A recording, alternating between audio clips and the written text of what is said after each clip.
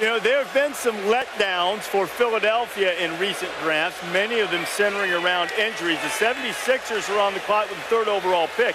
They have Joel Embiid. He missed the season with a foot problem, and the reports are there's been a setback in that regard. They have Nerlens Noel already. But again, does this come back to your philosophy? If Jahlil Okafor is a higher-ranked prospect, and some, including you, believe he was the best one, Sixers take him anyway and figure out what to do with his other guy. I mean, that's the way I look at it. It doesn't mean that Philly's going to look at it quite that way. And Chris Porzingis, as Fran Fraschilla will tell you all day long, has got an awful lot of potential. But I think Jahlil Okafor, this is fortunate for Philadelphia or maybe the Knicks, depending on what happens, to have a guy like Jahlil Okafor drop to you. Guys, we are talking about Sam Hinkie here. There's a Sam Hinkie factor. I mean, nobody knows what he's going to do. I mean, you drafted two guys a couple years ago that didn't play their first season. And Joel Embiid is still up in the air for next season. And they definitely need a point guard badly. He's building for the next couple of years, and the pick is in for Philadelphia now, and the 76ers, who've had a string of miserable seasons, hoping this can help turn it around. Let's see what the Sixers take. Before announcing the Philadelphia 76ers pick, I'd like to acknowledge the passing of Harvey Pollack, the legendary pioneer of NBA statistics, who passed away Tuesday evening. Harvey was the forefather of modern sports analytics. He invented statistical categories like turnovers and triple-doubles and published his annual NBA statistical yearbook for 48 years. He documented NBA history, including famously handwriting the number 100 on a sheet of paper, which produced one of the game's most iconic images. Harvey spent his entire career in Philadelphia with the Warriors and then the 76ers, and was the only person with rings from all four of the city's NBA championships. He was also the last active NBA employee from the league's inaugural season in 1946-47. Harvey Pollack was 93 years old. He will be missed.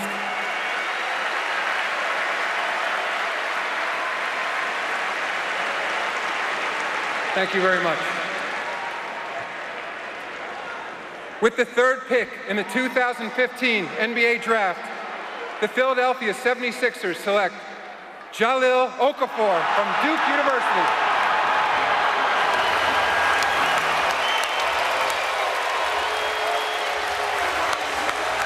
See Jahlil Okafor greeting family and friends, including a moment ago Justice Winslow, and there's Emmanuel Mudiay waiting as the Knicks will go on the clock next, and perhaps Mudiay will hear his name called. But Okafor had a fabulous season, led Duke to a national championship, and now he is the big man we presume that Philadelphia will choose to build around, as opposed to Noel and Embiid, depending on Embiid's health.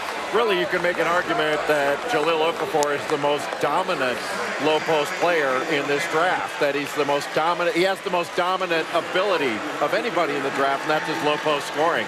You know, he's a 20 and 10 guy, projected out over 40 minutes. He averaged 18 points a game, 9 rebounds. You know, he's not the same kind of rim protector that Karl Anthony Towns is, but he's a far superior low-post scorer. He's got huge hands and a great touch around the basket. He's really explosive and strong with the ball. His feet are great, and he can really put the ball on the deck and get position and find his way to the basket. He's an excellent finisher around the rim, a 79% finisher in non-post-up plays, and he commands a double team. Terrific skills offensively, both shooting the ball inside and his ability to put the ball on the floor and move those feet. And he can get out of double teams and pass out of them. He's an excellent passer out of a double team. He can pass not only same side, which a lot of guys try to do, but he can dribble out and throw a bullet cross court. That's really the difference in passing out of a double team. Now, he's not a great pick and roll defender. He is not a great rim protector, but Jalen, he's a big time scorer. My count for this 19-year-old freshman plays in this building and made $16.7 million to play basketball this year. Brook Lopez, while he can also score on the post, probably won't lead the league in rebounds or blocks, but he has a soft touch, can shoot the jump shot. Jahlil Okafor, I agree with you, Jay, the most dominant post-up player in this draft. 66% field goals. from the post. And actually, him and Nerlens Noel actually complement each other. Nerlens Noel is that rim protector, that defensive player down low. And Embiid as well. Could be a great 1-2 punch. They're having a draft party in Philadelphia. They were afraid that they would have the opportunity to get neither Karl Anthony Towns nor Jahlil Okafor, but they wind up with a big fella from Duke who's with Shannon Spake. That's right, Reese. Thanks so much. Jahlil, you know, you came into this evening, everyone was telling you you were going to go 1 or 2. You didn't even work out with the 76ers. What are your thoughts about heading to Philadelphia? I'm excited. I'm in the NBA. That's been my dream my entire life, so I'm excited. You know, you're over there at the table with your father. He's been your rock. You lost your mom when you were 9 years old. How does this moment honor both of them? It's a great moment. I wish my mother was here. I know she's watching over me, but my dad couldn't be prouder of the man that I've become. So I'm living my dream, so he's happy. Congratulations. Thank you. Heather? Shannon, thanks so much. Joined by Jahlil's father, Chuck. Congratulations. This has been a dream that the family has had for a long, long time. Maybe you had to wait a little bit longer than you were thinking, but now that it's here, how would you describe the pride that you're feeling for your son? I mean, I'm just so proud of him. I'm happy for him. I'm happy for the whole family. He's been working incredibly hard from day one. I mean, I'm not going to cry until I get behind closed doors, but it's such a great moment. He knows his mom is watching over him. Man, to have his whole family, sister, niece, grandma right here is just a pleasure, and we're blessed. We're blessed. You talk about starting from day one. In fact, he has told us stories of actually balling up socks and things and throwing them into a wire hanger when he was just 15 months old, you know, making a hoop. What is your earliest memory of having this dream of playing in the NBA of your son? I just remember pretty much the same because I watch it all the time. But just when he was dunking on them hangers in his diapers, me just playing with him. At that time, I was just calling him different athletes, whether it was Shaq, Charles. I guess I was just molding him, man, and it's well-deserved. Our family couldn't be more pleased. Enjoy every minute and start reading up about Philadelphia and all the great spots to go. You know about Philly. We coming. Oh, Chuck, Dr. J, we will be there. You're good to go. All right, Reese. Heather, there is no doubt that they'll be there. We ran across Chucky and Jahlil's uncle over the course of the college basketball season several times.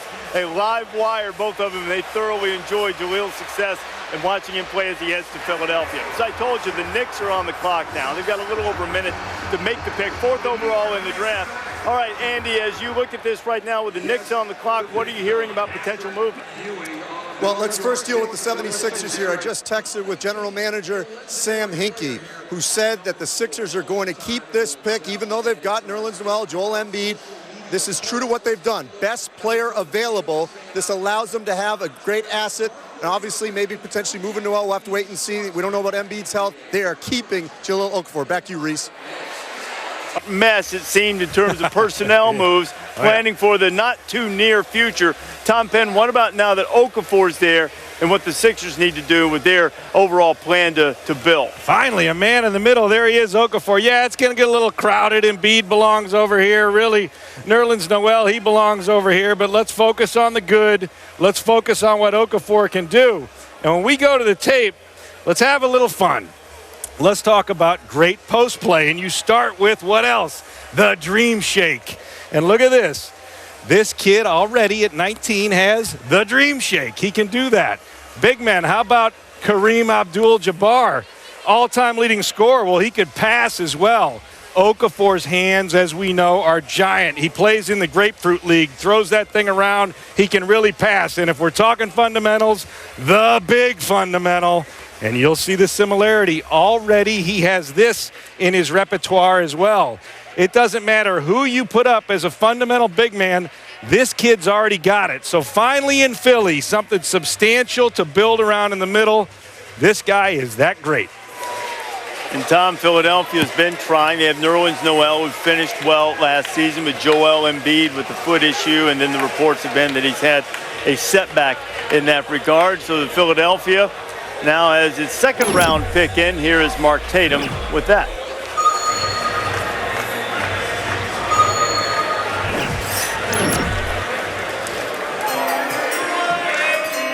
With the 35th pick in the 2015 NBA Draft, the Philadelphia 76ers select Guillermo Hernan Gomez from Madrid, Spain. He last played for Sevilla in Spain. Guillermo Hernan Gomez, Billy, he goes by. Hernan Gomez, picked by the 76ers out of Spain. Sam Hinkie, they want him to trust the process, and he selects Billy Hernan Gomez. Fran Place, what do you got with Hernan Gomez? Here we go. Here we go. Now, he wasn't even the best guy in his team because he played with Porzingis, but he had some really good games. In fact, he might not be the best player in his family because his mom played on the Spanish Olympic team in 1992. But look at the size, 6'11". We're going back to his days with the Spanish national team, the under-20 team. You get a chance to see his size, the agility around the basket. Not a terrific athlete, but you just like the idea that he knows how to play, plays hard, competes. And in the ACB this year, he put up some very, very good games, including against the best teams on the schedule. At his size and his age, with all the big guys that Sam Hinkie is accumulating, he'll be another guy that we'll see in a couple years. All right, so the 76ers take a big guy for the future. Not surprised. You got to think they have to start getting some guards in free agency, considering Ish Smith was their starting point guard. Tony Broughton come off the bench. Perhaps so. The Timberwolves back on the clock, and they're